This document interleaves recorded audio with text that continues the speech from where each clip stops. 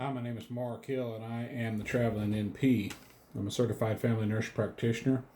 I work locum tenens, and I also have a primary practice consisting of myself, a receptionist, and a nurse. And I work for a small critical access hospital, with my clinic being an outlying facility.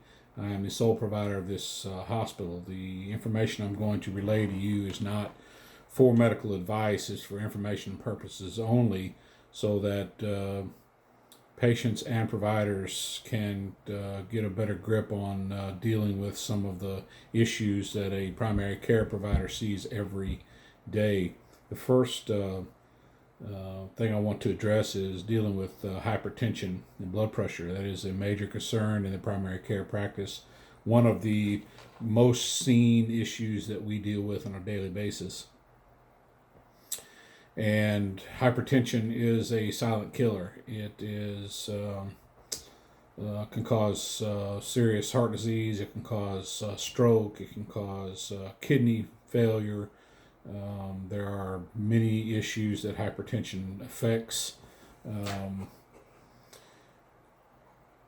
It is a daily struggle, as most primary care providers will admit, to control hypertension in our patient populations. Blood pressure is a major comorbidity for many other disease processes, as I've already mentioned. And controlling blood pressure is in most cases a relatively easy thing if we can get our patients to do one thing, and that is take their medication. There's a lot of good medications out there that if we just get our patients to take their medications, take it on a daily basis, or how often they're supposed to take it, and if we could just get them to do those things, we could alleviate so many other issues that people have with their health. One of my favorite medications to use, and has been for a long time, is lisinopril, which is an ACE inhibitor. And in my population, it is oftentimes a first-line medication. I primarily see Caucasian male and female patients that come in hypertensive. And after I talked to a pharmacist several years ago about what medication works best for certain age groups, sometimes you get thiazide diuretics that may work better for certain age groups. Beta blockers may work better for certain disease processes. But ACE inhibitors like lisinopril and drugs in that group can be a very good starting point. Also, it is a good renal sparing drug for patients new onset diabetes. It's a good drug for non-ST elevated or ST elevated MI patients that have non-symptomatic left ventricular dysfunction, congestive heart failure. It's kind of a first line in congestive heart failure, along with beta blockers a lot of times. Typically, a patient with stage 1 hypertension, you can start them out at a relatively low dose with lisinopril.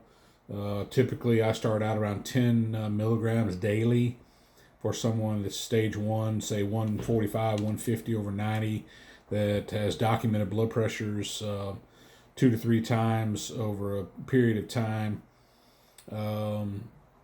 and have no contraindications for lisinopril. Now, lisinopril can have some adverse drug reactions. One of the most often seen is the chronic cough that people often get with ACE inhibitors and ARBs for that matter, which is seen fairly often, and it's difficult to diagnose because there are so many other things that cause chronic cough, and usually dropping the ACE inhibitor is one of the last things we tend to do when dealing with patients that come in with a chronic cough, which we see on a weekly basis. So we go through the treatment regimens trying to deal with bronchitis or GERD or postnasal drip and the whole run the gamut of everything, and finally we come to terms with the fact that maybe it's the ACE inhibitor that's causing our cough, which that could be an aggravating side effect or an adverse drug effect, but it's not dangerous. Now, there are some dangerous issues that can arise with the use of lisinopril. One of the worst, of course, being angioedema, which is essentially an allergic reaction primarily affecting the face and or mouth and airway. I've seen some pretty severe cases of angioedema in patients on ACE inhibitors. None that were life-threatening, I'm glad to say. But so there can be fairly severe allergic reactions related to ACE inhibitors. But for the most part, ACE inhibitors are fairly well tolerated with few side effects. They are often given for even people who have proteinuria related to diabetes. Now, there is kind of a trend when people start getting into low GFR, renal failure, that lisinopril or ACE inhibitors can actually be hard on the kidneys themselves, and so nephrologists tend to take people off of their lisinopril after they get to up the stages of renal failure. So those are all things to be considered. So you got to kind of weigh the good with the bad, I guess, in those scenarios. I recently had a patient whose nephrologist, he moved into stage 3 kidney failure. His GFR dropped down several points over a 6-month period, and so one of the first things he did is take him off his lisinopril, and he came to my office to notify me that he had been removed from the lisinopril, and he had been taking the lisinopril for around 15 years, he said. So currently we did not choose to start him back on anything else because his blood pressure has been maintaining good numbers since he stopped the lisinopril. So we're kind of taking a wait and see approach. So lisinopril is an excellent drug. It's one that I've used a lot. It's probably one of the most used drugs in my practice. Not only for blood pressure, but when I have a new onset diabetic patient, I either start them on an ACE inhibitor or an ARB right off the bat for kidney sparing. So it's a fantastic drug. It's one of many of the ACE inhibitors that can be chosen from. It's one of my favorites. So, but then I get back to the original, problem of getting people to take their medicines. Being back in private practice and dealing with people, seeing patients over and over and over the months has reminded me how difficult medication compliance can be. Controlling blood pressure is a very, very important thing for the average patient. And I harp on this with people, and I call it, my patients say, "Are you going to get all over me today about my blood pressure?" And so I have a tendency to harp on them about compliance with their medications and harping on them about their blood pressure and taking their medicines as they're supposed to and being compliant. And it is a struggle, as we all know. Anyway, to the patient, take your medications. When your provider prescribes the medicines, they are doing it for a particular reason. Now, you may not understand all the reasons that a provider does a certain thing that he does, but controlling hypertension is a major aspect of what primary care providers do. And there are fantastic medications out there to control hypertension. Now, when you get into complex cases of hypertension where you get people are on 2 to 3 different by-mouth medications and they're still having difficulty controlling their medications, typically what I do is I send those people to a blood pressure specialist. And most of the time these are internal medicine guys who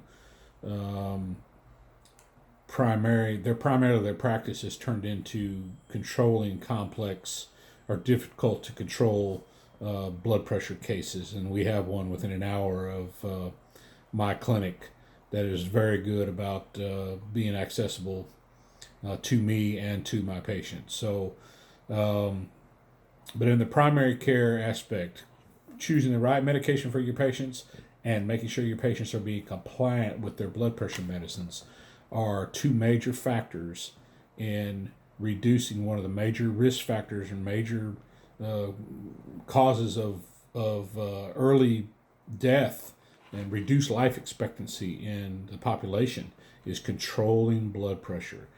And one of my favorites is an ACE inhibitor.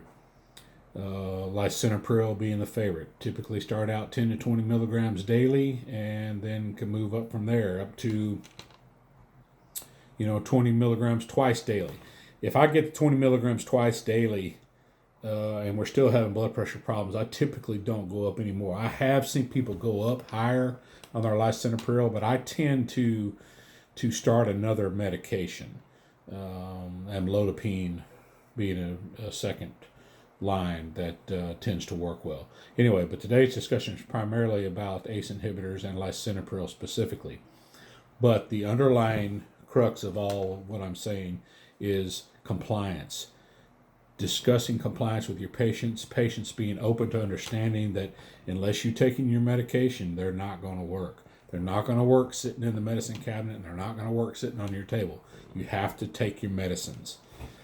Anyway, this is Mark Hill, and I am the Traveling NP, and I'm starting kind of a new series on issues that I find in the primary care setting and certain topics that I like to research and to find out about. And if you want to discuss it, let me know. I'll be happy to hear from you. Have a great day.